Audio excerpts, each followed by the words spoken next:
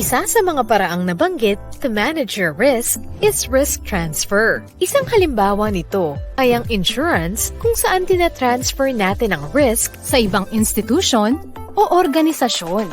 Importanteng alamin natin kung ano ang dalawang pangunahing uri ng insurance. Ang life insurance, which gives financial protection sa mga mahal natin sa buhay kapag ang policyholder ay naaksidente o pumanaw.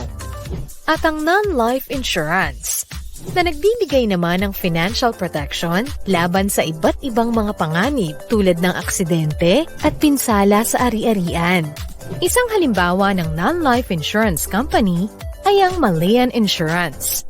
Maaaring makipag-ugnayan ng isang individual sa isang broker who is an insurance intermediary that represents the client o sa isang agent who represents one or more insurance companies and solicits, negotiates, or arranges insurance policies. Mayroon din namang kumpanya tulad ng Malayan Insurance na may website kung saan direktang makakabili ng insurance policy.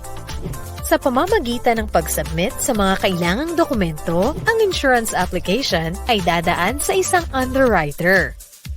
Ang underwriter ay nag-aaral ng application, nag-evaluate ng risk, nagdedetermine ng presyo o magkano ang babayaran, at nagdedesisyon kung tatanggapin o tatanggihan ang application o kung may mga karagdagang requirements.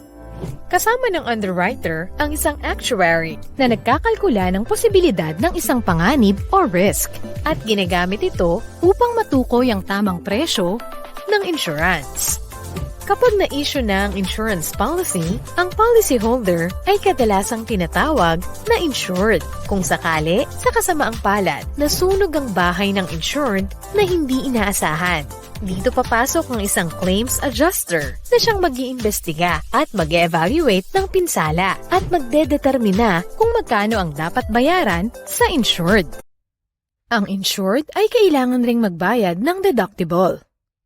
It's important to note na sa non-life insurance, ang matatanggap mo ay ang halaga lamang na magbabalik sa iyo sa dating financial position bago mangyari ang incident.